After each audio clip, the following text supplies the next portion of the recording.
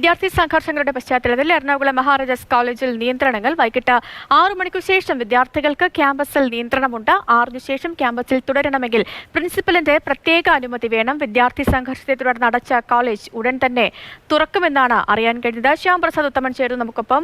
ശ്യാം, വിദ്യാർത്ഥി സംഘർഷത്തെ തുടർന്ന് അനിശ്ചിതകാലത്തേക്കായിരുന്നു മഹാരാജാസ് കോളേജ് അടച്ചിട്ടിരുന്നത്. ഇപ്പോൾ കോളേജ് തുറക്കുന്ന ഒരു സാഹചര്യത്തിൽ വിദ്യാർത്ഥികൾക്ക് നിയന്ത്രണം അടക്കം പ്രഖ്യാപിച്ചിരിക്കുന്നു. എന്തൊക്കെയാണ് പുതിയ വിവരങ്ങൾ? ഏത് തരത്തിലുള്ള നിയന്ത്രണങ്ങളാണ് ഇനി വരാൻ പോകുന്നത്?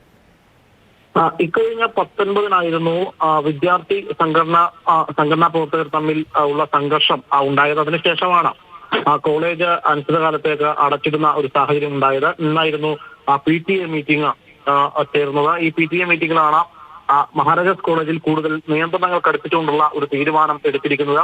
വൈകിട്ട് 6 മണിക്ക് ശേഷം വിദ്യാർത്ഥികൾക്ക് ക്യാമ്പസിൽ ഇനി മുതൽ നിയന്ത്രണം ഏർപ്പെടുത്താനാണ് തീരുമാനം.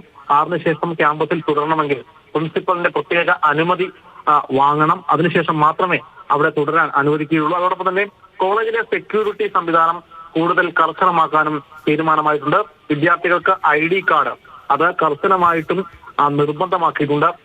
ഇത് ധരിക്കണമെന്ന്. എന്താണെങ്കിലും വലിയ സംഘർഷം തന്നെയാണ് മഹാരാജാസ് കോളേജിൽ ഉണ്ടായത്. അതിനുശേഷമാണ് കോളേജ് അനിശ്ചിതകാലത്തേക്ക് അടച്ചിട്ടത്. ഇപ്പോൾ കോളേജ് തുറക്കുന്ന ഒരു സാഹചര്യത്തിലാണ് വിദ്യാർത്ഥികൾക്ക് വലിയ രീതിയിലുള്ള നിയന്ത്രണമടക്കം കോളേജ് അധികൃതർ പ്രഖ്യാപിച്ചിരിക്കുന്നത്. ശ്യാം പ്രസാദ് ഉത്തമനാണ് കൊച്ചിയിൽ നിന്ന് വിവരങ്ങൾ നൽകിയത്.